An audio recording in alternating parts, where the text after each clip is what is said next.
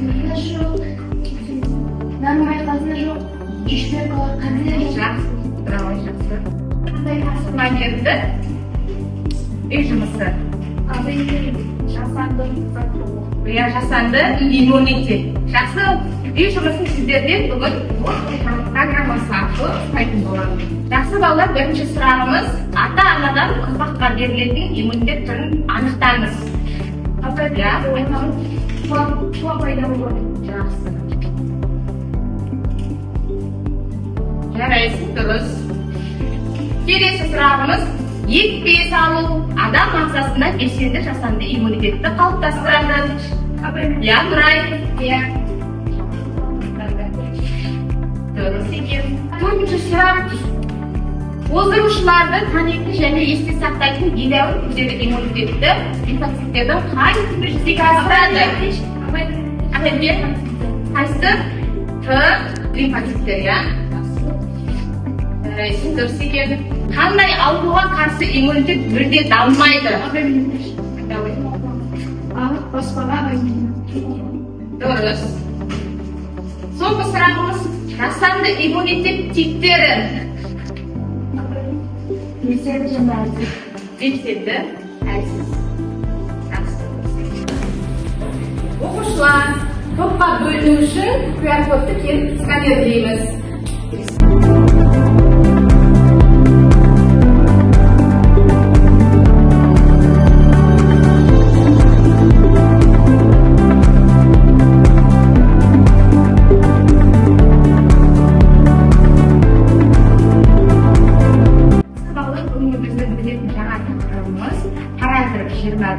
Қан топтары, қан құю резус фактор.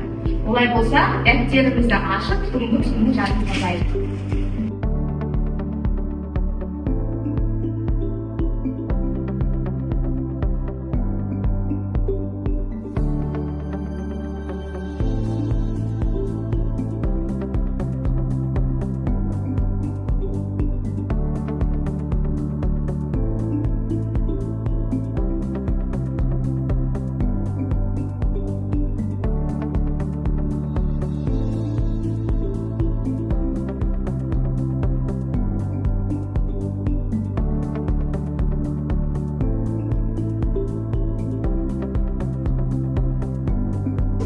Балалар, бүгінгі біздің сабағымыздың мақсаттары агглютинация және лимфоцит механизмдерін түсіндіру.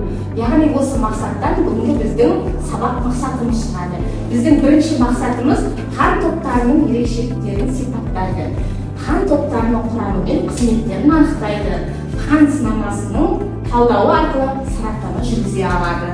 Жақсы балалар, бүгінгі сабағымызға байланысты видеоролик тыңдап алайық. Кеттік. Қан плазмамен түрлі пішін элементтерден қалған сұйық ұлпа, қан тобы ас қорыту және иммундық жүйелерінің мыңдаған жылдық эволюциясының белгілі кезеңі, ата-бабаларымыздың табиғаттың өзгеріп жатқан жағдайына бейімделуінің қорытындысы болып табылады.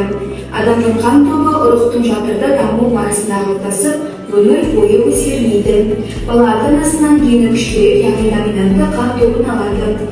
А және Б гендері әрқашан доминантты болады. Егер ата-анасының біреуінде қан тобы А, ал екіншісінде Б болса, онда баланың төрт қан тобының кез келгенінің иесі болуға теориялық мүмкіндігі бар. Егер бала ата-анасының бірінен О гені, ал екіншісінен А генін алса, онда баланың мүмкін қан топтары А немесе О, ал егер О гені ата-анасының екеуінен де тұқым болса, онда барлық балаларда О қаны, яғни бірінші қан тобы болады. Әлемде ең көп кездесетін қан тобы ол бірінші қан тобы. Жер бетіндегі халықтың 45%-ның қаны осы топта. Екінші қан тобы дүние жүзіндегі адамдардың 35%-на тән. Адамдардың 13%-ы 13-ші топқа жатады. Ал төртінші қан тобы өте сирек. Адамдардың небәрі 7%-на ғана кездеседі екен.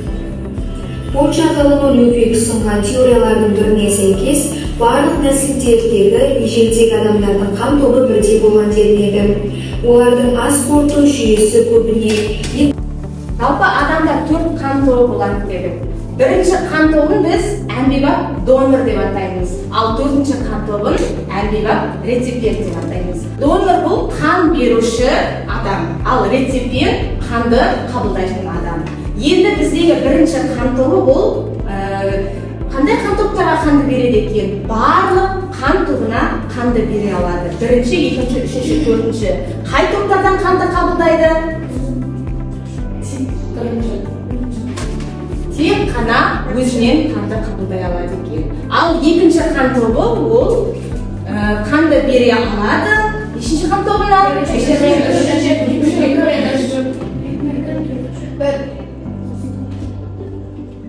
екінші қан тобы бере алады. Қанын ол екінші және төртінші қан тобына бере алады. Ал кімдерде қанды қабылдай алады?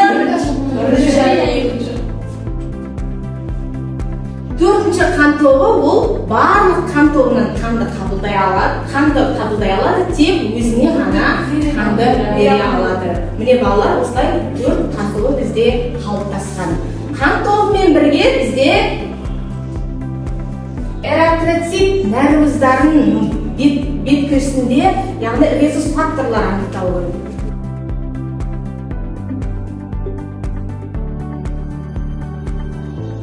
Балалар бірінші тапсырма бойынша мына сабақтың мақсатында бізде бірінші мақсат қол жеткізу үшін логопеда әдісін қолдану арқылы сұрақтарға жауап береміз.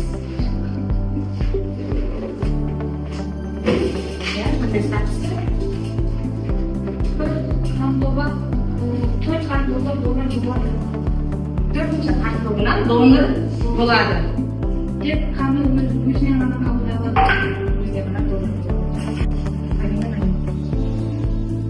Мадина, агглютинация жүйесіне қан тобы сәйкес келмей қалған жағдайда эритроциттердің бірге жұмыс қойылуын тәрізді.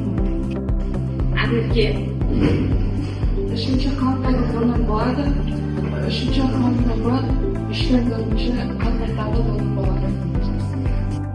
Балалар сұраққа жауап берген оқушыларға сынаулықтың 1 баллмен бағалаймыз.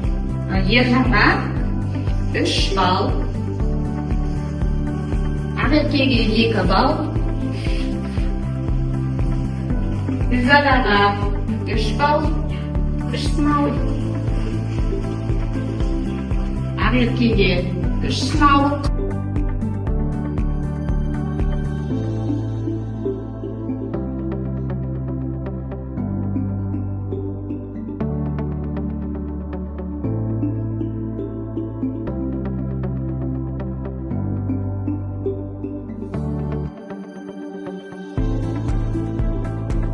балалар, біздің екінші тапсырмамыз екінші оқу мақсатын анықтайды. Ең ақылды әдіс деп аталады. Сіздерге бүгінгі қан топтары бойынша есептер беріледі.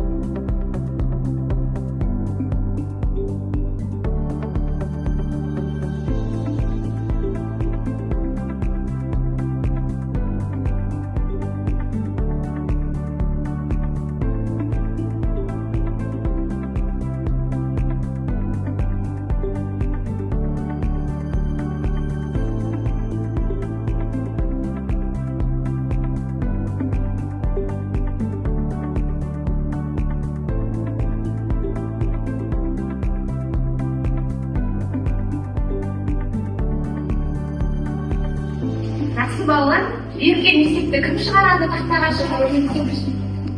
келе жатыр екен.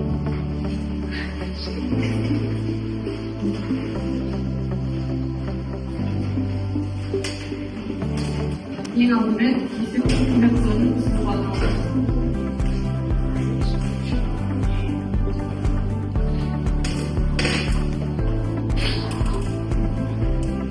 Аналогымен ашқанды сызамыз. Анасының қалдығы, екінші қалдығы оны А0 деп белгілейміз. Атасының аталық қалдығы, үшінші қалдығы оны B0 деп белгілейміз.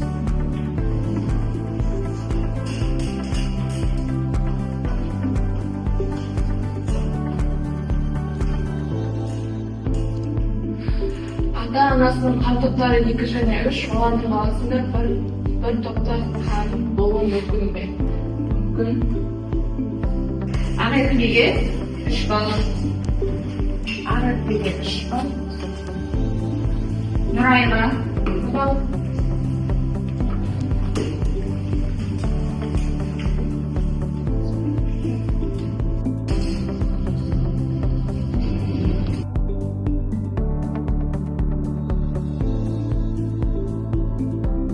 Жақсы балалар, үшінші сабақ мақсатына қол жеткізуде бізде үшінші тапсырмада функционалдық сауаттылықты арттыруға арналған тапсырмалар бар.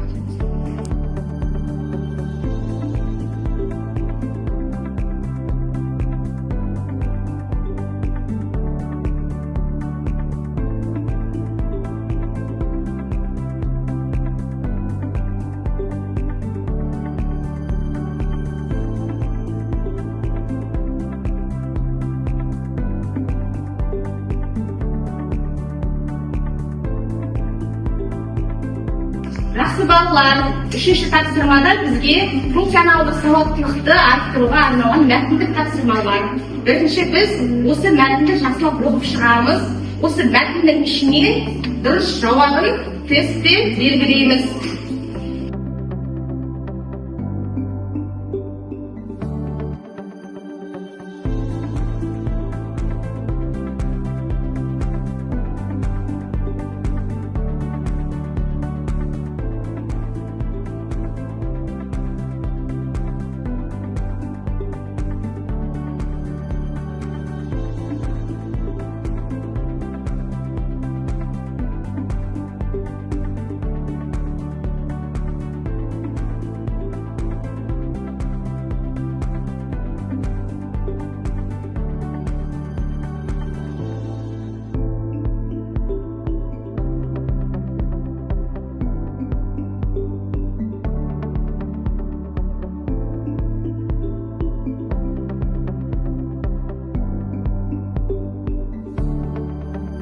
Мұнай тапсырманы оқиды. Науқастың әлсіздігіне себеп болатын қан талдауының мөлшерден төмен көрсеткіші ол гемоглобин. Бірінші жауабы осында А. Жақсы, екіншісі кім айтады? Бердібек. Науқаста гемоглобин төмен болу себебі эритроциттердің жетіспеушілігі. Жақсы. Екінші топтан кім айтады? Гүлзада. Шағымдар мен қан талдауы бойынша адамның диагнозы анасы. Жақсы.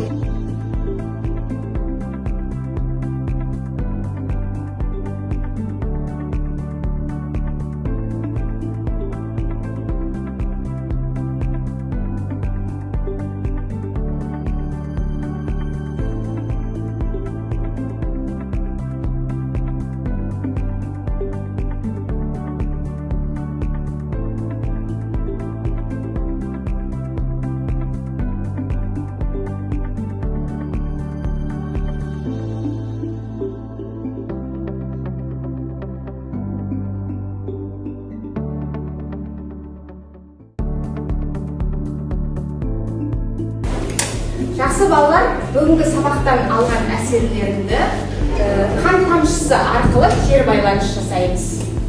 Бүгінгі сабағымызға байланысты кім кері байланыс жасайды? Бүгінгі біз сабақта қан топтарын, оның нешеге бөлінетінін, қан құйылының, резус факторларының, деген эритроциттер, невроздар, жасушаларды түсіндім. Мен бүгін сабақты өте күшті түсіндім. бүгінгі сабақта біз күнтек терминдермен және де қатылықтармен қанның қалай кері байланысып жасайтыны туралы өтті. Маған өте қатты ұнады, өте қызық болды сабақ.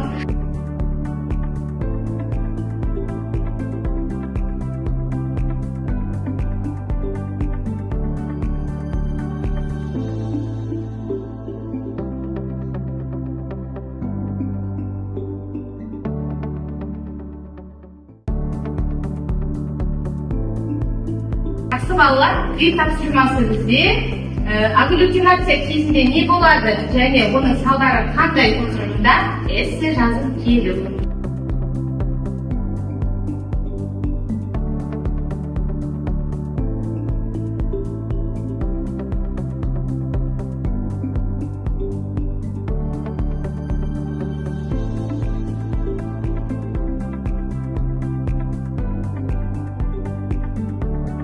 Жақсы балалар, бүгінгі сабақты бағалайтын болсақ, бүгінгі сабақтың 10 пайдың 10-ын алған, Ахиретеге 10 пай, Нұрайға 10 пай,